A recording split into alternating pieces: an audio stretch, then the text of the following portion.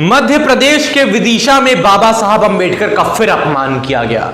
बाबा साहब अंबेडकर की मूर्ति पर कालिक पोती गई। बाबा साहब की मूर्ति पर पान मसाला थूका गया। जी हां, इतना होने के बावजूद भी मध्य प्रदेश के सीएम मोहन यादव अभी भी चुप हैं। लेकिन मैं चुप अब इसलिए नहीं रहूंगा क्योंकि यह घटना कोई पहली घटना नहीं है।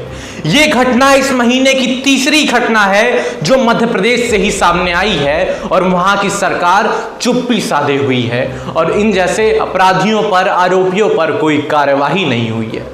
मैं बता दूं कि इसके पहले भी बाबा साहब अंबेडकर की मूर्ति पर जो चश्मा लगा हुआ था, उस चश्मे को तोड़ने का काम भी दबंगों ने किया था।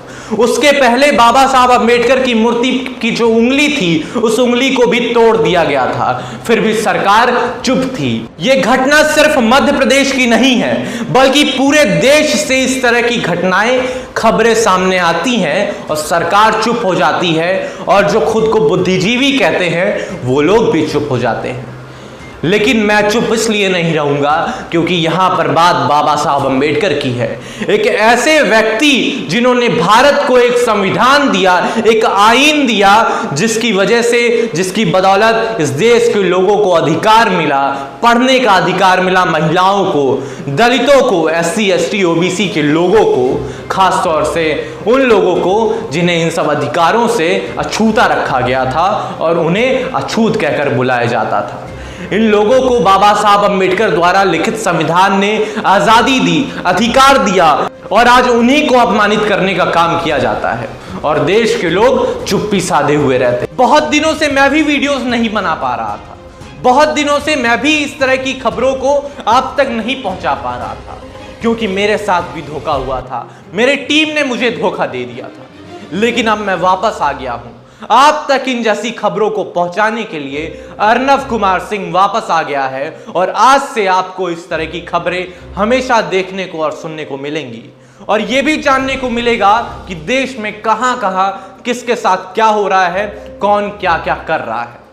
खैर, सरकार से मैं ऐसे ही आवाज उठाता रहूंगा, सरकार से ऐसे ही मैं सवाल करता रहूंगा और आप भी मुझे ऐसे ही समर्थन देते रहिएगा क्योंकि आपके समर्थन के बिना मेरी आवाज बुलंद नहीं हो पाएगी। इसलिए आप भी मुझे समर्थन करिए। चलिए अब वापस उसी खबर पर आ जाते हैं कि बाबा साहब अंबेडकर की मूर्तियों पर जो घटनाएं हो रही हैं, जो गंदगी फैलाई जा रही है, जो अपमानित किया जा रहा है, ये सब कैसे कम होगा, कैसे बंद होगा।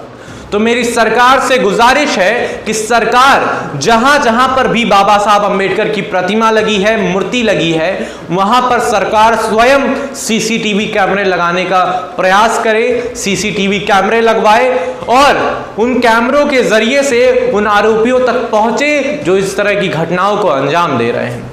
चूंकि वर्तमान में ये होता है कि कोई भी कालिख लगाकर चला जाता है, कोई भी प्रतिमा तोड़कर चला जाता है, कोई भी पान मसाला खाकर थूक चला जाता है, लेकिन वो आरोपी फरार हो जाते हैं, उन आरोपियों का कुछ नहीं होता है और बाबा साहब के चाहने वालों पर इस तरह की घटनाओं का सदमा लग जाता है। लेकिन अगर सरकार उन जगहों पर CCTV कैमरे लगवाएगी, तो इस तरह की जांच करवाएगी, तब शायद इस तरह की घटनाएं भी कम हो जाएंगी और बाबा साहब के चाहने वालों के अंदर भी आक्रोश भी थोड़ा कम होगा और सरकार से सवाल पूछना भी शायद तब कम हो जाए अगर बाबा साहब की मूर्तियों के साथ इस तरह का कुछ घटना ना हो तो।